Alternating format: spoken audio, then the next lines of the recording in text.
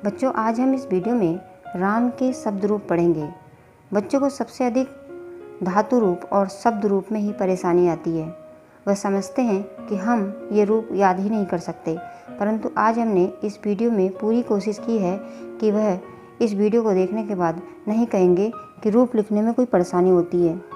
ये तो राम के रूप हैं इस वीडियो में, परंतु और शब्दों के रूप भी थोड़े से बदलाव के साथ इसी तरह से लिखे जाते हैं। वीडियो को पूरा देखें, तभी समझ में रूप आएंगे। और वीडियो के अंत में ये भी जानेंगे कि परीक्षा में किस तरह से शब्द रूप के प्रश्न आते हैं। तो शुरू करते हैं। राम के रूप। यह रूप 9, 10, फर्स्ट ईयर, इंटर तथा यूपी टेट, सी टेट और प्रतियोगी परीक्षाओं में भी पूछे जाते हैं। राम के रूप सबसे सरल होते हैं, इसलिए हमने राम के रूप से शुरुआत की है। अगर आपको राम के रूप समझ में आ गए तो सभी रूप आसानी से समझ में आ जाएंगे। शब्द रूप में विभक्ति होती हैं, वचन होते हैं। विभक्ति 8 होती हैं और वचन 3 होते हैं। एक वचन, द्विवचन और बहुवचन। विभक्ति में प्रथमा विभक्ति, द्वितीय विभक्ति, तृतीय विभक्ति, चतुर्थी, पंचमी, षष्ठी, सप्तमी और संबोधन। तो अगर हम रूप को सीधे सीधे ना याद करके, बच्चे क्या करते हैं कि सीधे रूप याद करते हैं। जैसे रूप हैं राम रामो रामा, रामम रामो रामान, रामेण रामाभ्याम रामे, रामाय रामाभ्याम रामेभ्य, रामात रामाभ्याम रामेभ्य, रामस्य रामयो रामाणाम, रामे रामयो रामेषु, हे रामा हे रामो हे रामो। तो इस तरह से जब बच्चे याद करते हैं तो उन्हें याद नहीं हो पाता है।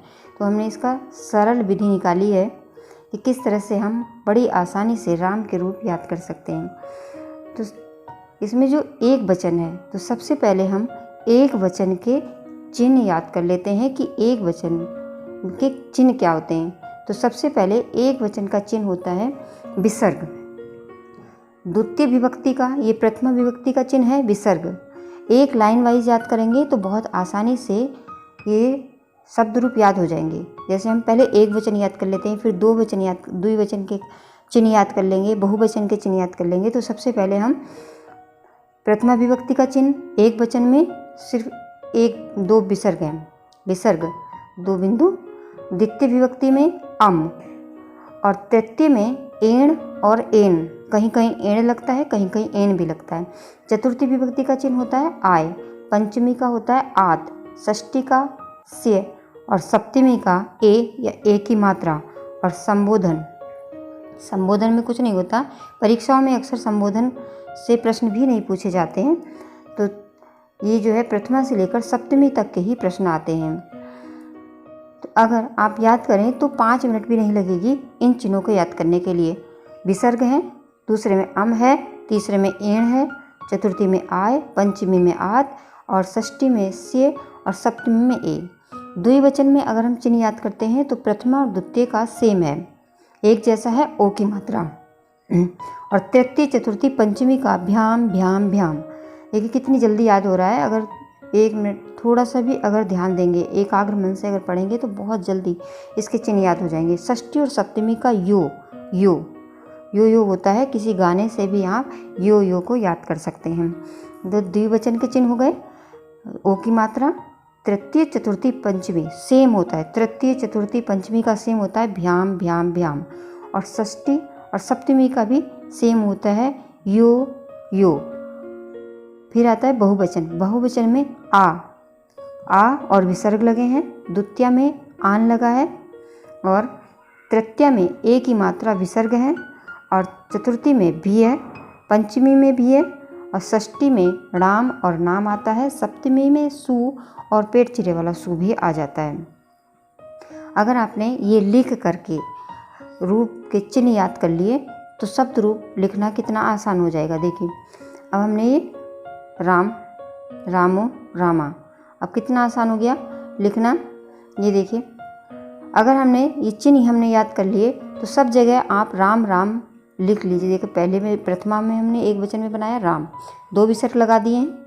द्वितीय विभक्ति में वो अम लगा दिया रामम, तृतीय विभक्ति में एण लगा दिया, बन गया रामेण। चतुर्थी में रामाय, आय लगाया है इसमें, पंचमी में आत लगा दिया रामात, और षष्ठी में रामस्य, सप्तमी में एक ही मात्रा लगा दिए रामे। देखिए कितना आसान हो गया। राम लिख लीजिए, पूरे एक वचन में 7 जगह राम लिख लीजिए, और जो हमारे चिन्ह हैं वो लगा दीजिए। प्रथमा में 1-2 विसर्ग, द्वितीय में अम लगाइए, तृतीय में एण की मात्रा, चतुर्थी में आय लगा दीजिए, पंचमी में आत, षष्ठी में अस्य और सप्तमी में एक ही मात्रा। बन गए रामे, पूरी लाइन बन जाती है। द्विवचन में वो जो 2 हमने पढ़े थे ओ की मात्रा, देखिए प्रथमा और द्वितीय में ओ की मात्रा लगी है, राम राम लिख के 2 मात्रा लगा दीजिए औ की, रामो रामो। तृतीय चतुर्थी पंचमी में सेम होता है, रामाभ्याम रामाभ्याम रामाभ्याम। तो कितना आसान है, सब में रामा रामा लिख के, इसमें राम नहीं लिखा जाता, रामा लिखा जाता है। ये थोड़ा सा ध्यान रखने की जरूरत है कि रामा रामा लिख के भ्याम लगा दीजिए।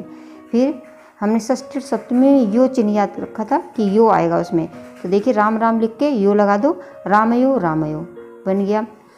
फिर बहुवचन में आ आया था, आ चिन्ह था, 2 विसर्ग लगे थे, रामा आ गया, रामा बन गया।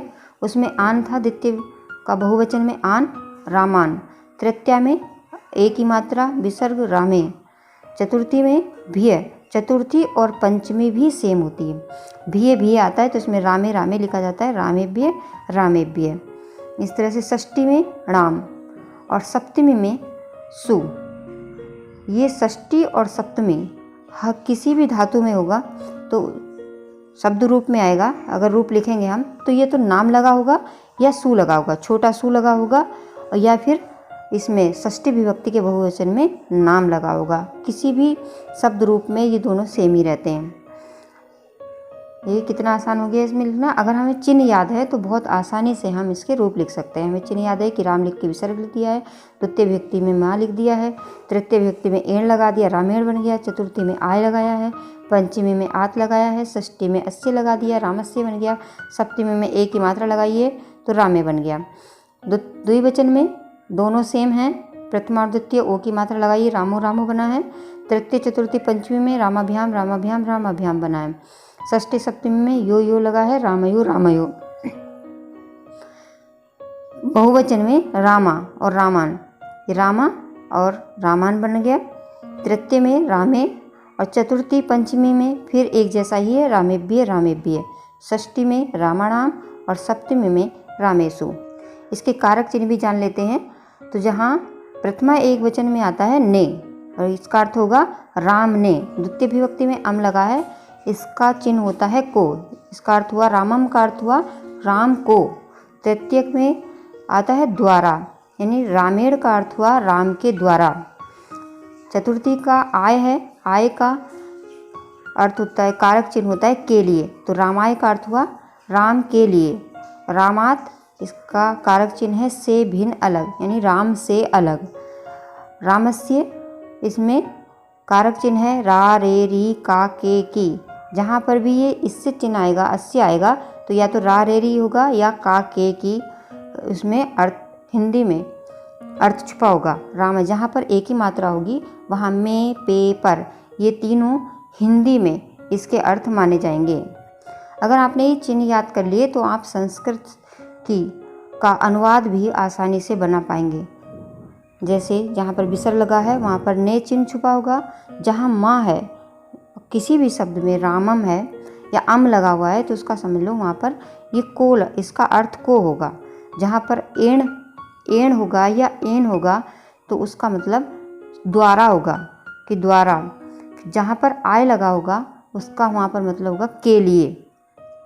रामात, जहाँ पर आत आएगा, आत चिन्ह आएगा, उसका अर्थ होगा से अलग।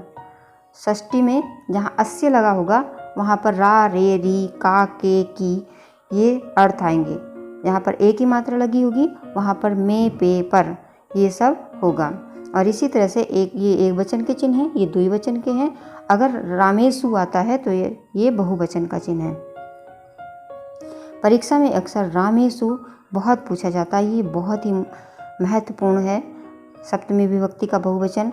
और ये अच्छी बात है कि ये किसी भी धातु में, शब्द में, धातु में नहीं शब्द रूप में कहीं भी ये नहीं बदलता है, ये सु ही आता है। यहाँ पर पेट चिरे वाला सु है, और धातुओं में कहीं कहीं छोटा सु भी दिखाई देगा। अगर आपने राम के रूप याद कर लिए हैं तो बालक, सूर्य, चंद्र, जन, पुत्र, सिंह, ईश्वर आदि आकारांत पुल्लिंग शब्दों के रूप राम की तरह ही लिखे जाते हैं। अब बच्चे याद तो कर लेते हैं, याद भी हो गए राम के रूप। अब उन्हें ये समझ में नहीं आता है कि परीक्षा में किस तरह से प्रश्न आते हैं। तो परीक्षा में किस तरह से प्रश्न पूछे जाते हैं, ये तो हमने राम के उदाहरण लिए हैं, और इसी तरह से प्रश्न और जो है शब्द रूप के भी इसी तरह से प्रश्न पूछे जाते हैं। अगर आपने ये राम के रूप के प्रश्नों के उत्तर दे दिए तो आप और भी जो शब्द रूप हैं उनके भी प्रश्नों के उत्तर दे देंगे। जैसे प्रश्न पूछा जाएगा, रामम शब्द में कौन सी विभक्ति तथा कौन सा वचन है। अब हमने पढ़ा था कि अम किस में आता है, द्वितीय विभक्ति का एक वचन है, तो इसमें बता देंगे द्वितीय विभक्ति का एक वचन है। दूसरा, रामेण शब्द में कौन सी विभक्ति तथा वचन है, तो हमने उसमें चिन्ह याद किया था कि एण तृतीय विभक्ति का एक वचन है। रामाय, रामाय शब्द में कौन सी विभक्ति कौन सा वचन है, तो हमने पढ़ा था कि आय, आय चतुर्थी विभक्ति का, जहाँ पर आय चिन्ह लगता है वहाँ वो चतुर्थी विभक्ति का एक वचन होता है। आत, आत शब्द में, रामात शब्द में कौन सी विभक्ति तथा कौन सा वचन है, तो हमने आत चिन्ह पढ़ा था कि जहाँ आत आता है वो पंचमी विभक्ति का एक वचन होता है। तो पंचमी, जहाँ रामात इसमें आया है तो पंचमी विभक्ति का इसमें एक वचन है। रामस्य, रामस्य शब्द में कौन सी विभक्ति तथा वचन है, तो हमने चिन्ह याद किया था कि अस्य जिसमें आता है वो षष्ठी विभक्ति का एक वचन होता है, तो इसलिए रामस्य में षष्ठी विभक्ति है और एक वचन है। रामे शब्द में कौन सी विभक्ति तथा कौन सा वचन है, तो हमने चिन्ह याद किया था एक ही मात्रा जहाँ आती है तो वहाँ पर सप्तमी विभक्ति का एक वचन होता है। ये सारे प्रथम विभक्ति के चिन्ह हैं, जैसे अम, एण, अम द्वितीय विभक्ति का एक वचन है, एण या एन तृतीय विभक्ति का है, आय चतुर्थी विभक्ति का है, आत पंचमी का है, स्य षष्ठी विभक्ति का है, एक ही मात्रा सप्तमी विभक्ति के। अगर आपने ये सब चिन्ह याद कर लिए तो आप समझ लो कि आपको जो है एक वचन के सारे चिन्ह याद हो गए। और किसी की भी शब्द के जो अकारांत में हैं बनते हैं, जैसे बालक के आपको रूप बनाने हैं तो आ जाएगा बालक, बालकम, बालकेन, बालकाय, बालकात, बालकस्य, बालके। कितने आसानी से सारे रूप बन गए। आगे अब ये द्विवचन के हैं। रामो शब्द में कौन सी विभक्ति तथा वचन है, तो रामो हमने जाना था कि रामो दो आया था, प्रथमा में भी और द्वितीय विभक्ति के द्विवचन में, तो ये प्रथमा विभक्ति तथा द्विवचन है और द्वितीय विभक्ति का भी द्विवचन है। फिर आता है रामाभ्याम शब्द में कौन सी विभक्ति तथा वचन है, तो रामाभ्याम हमने पढ़ा था कि ये तृतीय चतुर्थी पंचमी विभक्ति का द्विवचन है। भ्याम से याद रख लेना हमेशा। और ये जो भ्याम है ये किसी भी शब्द रूप में यह भ्याम ही रहता है, ये बदला नहीं जाता है। चाहे आप किसी भी, जो हमने भी याद भी नहीं किए हैं, अगर तुम्हें और भी शब्दों के रूप याद करने हैं तो ये जो भ्याम है ये तृतीया चतुर्थी पंचमी का चिन्ह सेम ही रहता है। रामयो, रामयो शब्द में कौन सी विभक्ति तथा वचन है, तो रामयो हमने पढ़ा था कि षष्ठी विभक्ति का द्विवचन है ये रामयो, और सप्तमी विभक्ति का भी द्विवचन है, तो ये षष्ठी सप्तमी विभक्ति का द्विवचन है। रामा शब्द में कौन सी विभक्ति तथा वचन है, तो रामा आ विसर्ग लगे थे तो ये प्रथमा का बहुवचन है, तो रामा शब्द में प्रथमा विभक्ति तथा बहुवचन है। इसी तरह से आप परीक्षा में भी लिखेंगे, बोर्ड परीक्षा में भी लिखेंगे। रामान शब्द में कौन सी विभक्ति तथा वचन है, तो रामान ये द्वितीय विभक्ति का बहुवचन है। रामे, रामे शब्द में कौन सी विभक्ति तथा वचन है, तो रामे ये तृतीय विभक्ति का बहुवचन है। रामेभ्य, फिर रामेभ्य, रामेभ्य आया देखिए, रामेभ्य दो में लगता है, कौन कौन सी में, चतुर्थी में और पंचमी विभक्ति का ये बहुवचन है, और ये भी सेम ही होता है। और कहीं कहीं कई सारे जो हैं शब्द रूप आएंगे उसमें भ्य लग के आएगा, तो आप पहचान लेना कि ये जो है चतुर्थी और पंचमी विभक्ति का बहुवचन है। रामाणाम, रामाणाम शब्द में कौन सी विभक्ति तथा वचन है, तो कहीं कहीं पर रामा नाम या और शब्दों में नाम भी लग के आ सकता है, तो आप नाम से भी पहचान सकते हैं कि ये षष्ठी विभक्ति का बहुवचन है। रामेशु, रामेशु शब्द में कौन सी विभक्ति तथा वचन है, तो रामेशु शब्द में सप्तमी विभक्ति तथा बहुवचन है। एक तो रामाणाम या नाम या राम और एक सु, ये बहुत ही महत्वपूर्ण हैं विभक्तियाँ जो अक्सर परीक्षाओं में पूछी जाती हैं। तो इस तरह से हमने सारी विभक्ति को जान लिया और मुझे आशा है कि आप सबको बहुत अच्छी तरह से ये समझ में आ गया होगा। ऐसे भी नहीं कि एक बार आप देख ले, उसका मनन करना पड़ेगा। आप एक बार अपना कॉपी पेन लेके बैठिए, जो चिन्ह हमने इसमें दिए हुए हैं चिन्ह, उसे चिन्ह को लिखिए आराम से। इस तरह से ये जो चिन्ह बनाए हैं, ये एक एक करके एक वचन के चिन्ह, द्विवचन के चिन्ह, बहुवचन के चिन्ह, ये आराम से कॉपी पे लिखिए। फिर राम राम लिख के ये सारे रूप बनाइए और इस तरह से आप सारे ये रूप बना सकते हैं। बहुत ही आसान हो जाएगा ये राम के रूप लिखना और भी शब्दों के रूप लिखना। तो मुझे आशा है कि आप सबको ये राम के रूप समझ में आ गए होंगे। अगर ये समझ में आए हैं तो और भी जो है आप लिख सकते हो आराम। अगर आपको समझ में आए हैं तो ये मैं नीचे दिए हैं मैंने रूप, ये सब दिए हैं, इसमें आपको बताना है। ये आप कमेंट बॉक्स में लिख करके मुझे बताइए कि आपको जो है ये समझ में आ गए हैं। और ये जो है रामम, रामेण, रामाय, रामात, रामस्य, रामे, रामयो, रामा, रामान, रामे, रामेभ्य, रामाणाम, रामेषु, ये बहुत ही जो महत्वपूर्ण शब्द होते हैं उसमें मैंने ये इसमें लिख दिए हैं। तो आप इसमें बताइए मुझे कमेंट बॉक्स में कि इसमें कौन कौन सी विभक्ति है और कौन कौन सा वचन है, तब मुझे समझ में आएगा कि हाँ आपको समझ में आ गया। अगर आपको समझ में आया और ये वीडियो अच्छी भी लगी तो और बच्चों को भी शेयर कीजिए, ताकि और बच्चों का भी कुछ भला हो सके, उन्हें भी कुछ समझ में आ सके और जो हमारी मेहनत है वो सार्थक हो सके। ताकि ये हमारे क्लास के बच्चों के ही नहीं है वीडियो, बल्कि और सब बच्चे जो इससे ज्ञान प्राप्त कर सकते हैं। तो ये बहुत ही अच्छी बात है कि सब बच्चे इससे सीख लें।